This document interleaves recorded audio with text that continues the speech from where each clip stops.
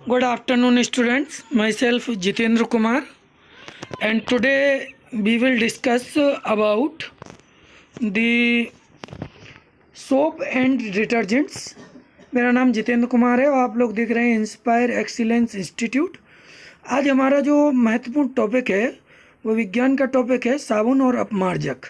ठीक है, ये जो है जूनियर हाई स्कूल शिक्षक भर्ती परीक्षा टीईटी और अन्य भर्ती परीक्षाओं के लिए महत्वपूर्ण टॉपिक है। तो चलिए शुरू करें। इसके पहले मैं आप सभी से निवेदन करना चाहता हूं कि आप हमारे चैनल को ज़्यादा से ज़्यादा सब्सक्राइब कीजिए और अगर वीडियो अच्छा लगे तो ज़्यादा से ज़्यादा शेयर कीजिए, लाइक कीजिए। तो चलिए शुरू करते हैं, आगे बढ़ते हैं। हमारा जो टॉपिक है वो है सोप एंड डिटर्जेंट्स। क्या है? Soap and detergent.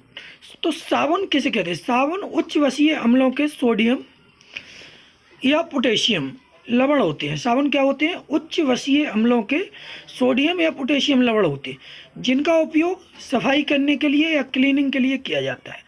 साबुन में मुख्यतः 16 से 18 हाइड्रोकार्बन परमाणुओं की श्रृंखला वाले वसीय अम्ल 16 से 18 कार्बन परमाणुओं वाली श्रृंखला वाले वसीय अम्ल पाए जाते हैं।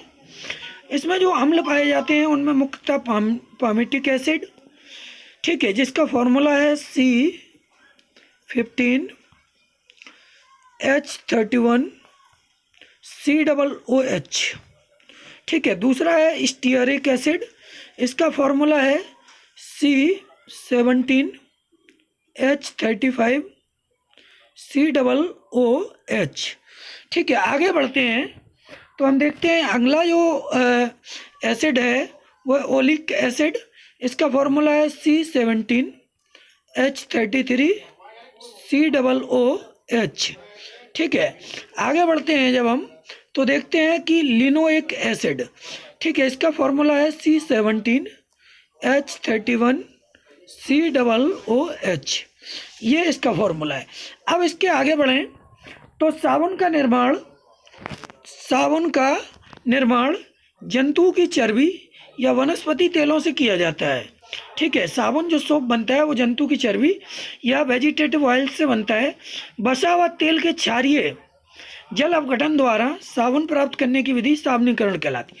क्या करते हैं कि जो चर्बी या वसा होती है इसको जल अपघटन कराते हैं। क्या कराते हैं?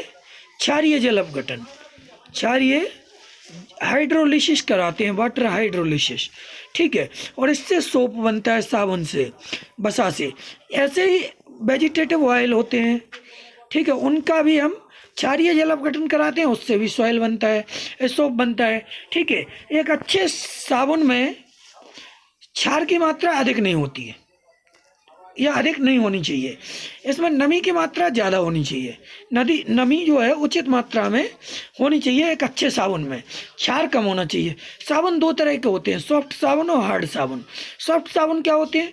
पोटेशियम युक्त साबुन जो कि मुलायम होते हैं, ठीक है, इन्हें क्या कहते हैं? सॉफ्ट सोप या मुलायम साबुन कहते हैं। इनमें पोटेशियम पाया जाता है। इनका उपयोग नहाने में, शैम्पू बनाने में, शेविंग क्रीम आदि बनाने में किया जाता है। हार्ड सोप या कठोर साबुन, ये इसमें क्या है?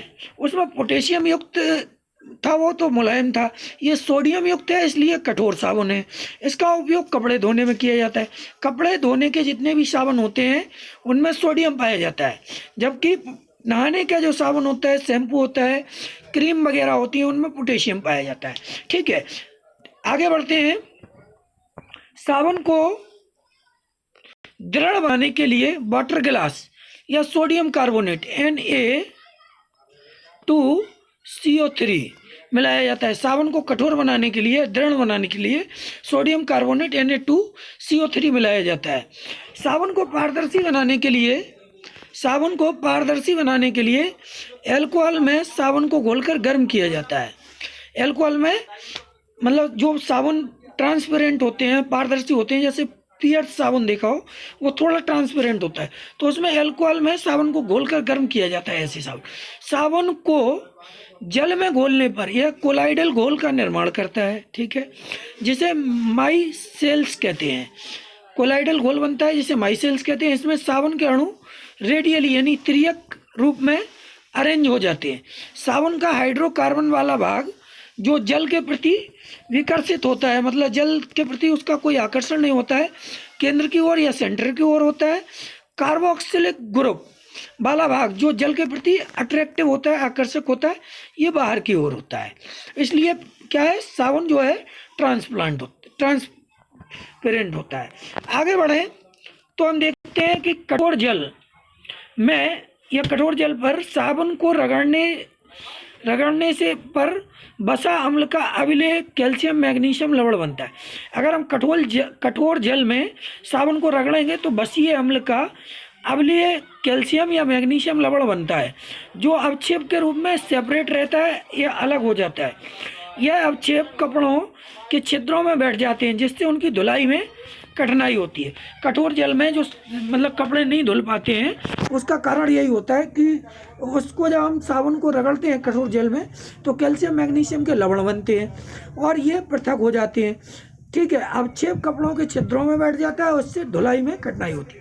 आगे बढ़ें तो अब अगला जो टॉपिक है वो है डिटर्जेंट्स या अपमार्जक। इसे हम सोपलेस सोप या साबुन रहित साबुन भी कहते हैं।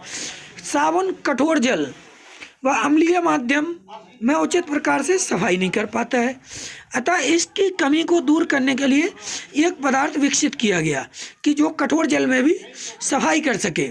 ठीक है, जिसे अपमार्जक या डिटर्जेंट या सोपलेस सोप कहा जाता है। ठीक है, यह एक संश्लेषित पदार्थ है, सिंथेटिक पदार्थ है जो कठोर जल के साथ झाग देता है। डिटर्जेंट्स में सोडियम सल्फेट मिलाने से इसकी क्षारकता बढ़ जाती है, मतलब ये क्षारीय हो जाता है, तथा सोडियम सिलिकेट अगर हम मिलाएं तो ये शुष्क बने रहते हैं डिटर्जेंट्स। ठीक है, इन्हें सोपलेस सोप कहा जाता है क्योंकि इनमें सफाई करने का साबुन की भांति गुण होता है। डिटर्जेंट्स में बसीय अम्लों के सोडियम लवण नहीं पाए जाते हैं। ठीक है, अब डिटर्जेंट्स के प्रकार की बात करें अगर हम टाइप्स ऑफ डिटर्जेंट्स, तो देखते हैं कि तीन तरह के होते हैं। ऋणायनिक अपमार्जक या इसको हम एनायनिक डिटर्जेंट्स कहते हैं। इन अपमार्जकों या डिटर्जेंट्स में अणुओं का एनायनिक भाग सफाई का कार्य करता है, जो ऋणायनिक भाग होता है वो सफाई का कार्य, जैसे sodium dodecyl sulphate, para dodecyl benzene sulphate, ये इसके एग्जाम्पल है। आगे बढ़ें तो धनायनिक अपमार्जक। ठीक है, इन अपमार्जकों में अणुओं का जो कैटायनिक या धनायनिक भाग होता है वो सफाई का या क्लीनिंग का काम करता है। जैसे उदाहरण के तौर पर देखें एसिटाइल ट्राइमेथाइल अमोनियम सल्फेट, इसका बेस्ट एग्जांपल है। अब तीसरे जो है वो है नॉन आयनिक डिटर्जेंट्स। एक तो होगा ऋणायनिक डिटर्जेंट, एक धनायनिक डिटर्जेंट। धनायनिक डिटर्जेंट्स में जो धनायनिक अणुओं का पोर्शन होता है वो सफाई करता है, ऋणायनिक में ऋणायनिक अणुओं का पोर्शन। नॉन आयनिक डिटर्जेंट्स में आयन नहीं होते हैं। बर्तन धोने के जो डिटर्जेंट्स होते हैं जिनसे हम बर्तन धोते हैं वो नॉन आयनिक डिटर्जेंट्स होते हैं। एग्जाम्पल के तौर पर कभी क्वेश्चन आ जाए कि जिन डिटर्जेंट से हम बर्तन धोते हैं वो कैसे डिटर्जेंट्स होते हैं, ऋण आयनिक, धनायनिक या नॉन आयनिक डिटर्जेंट या कोई नहीं। तो ये जो हैं कैसे होते हैं, ये होते हैं नॉन आयनिक डिटर्जेंट्स बर्तन धोने के हुए। ठीक है, इन्हें लिक्विड डिटर्जेंट्स भी कहते हैं, ये इन्हीं के उदाहरण होते हैं। अब जैसे एग्जाम्पल के तौर पे हम देखें तो इसका बेस्ट एग्जाम्पल है पॉलीग्लाइकोल स्टीरॉयड। क्या है इसका बेस्ट एग्जाम्पल है पॉलीग्लाइकोल स्टीरॉयड। साबुन की अपेक्षा अपमार्जक में अधिक सांद्रता का गुण होता है।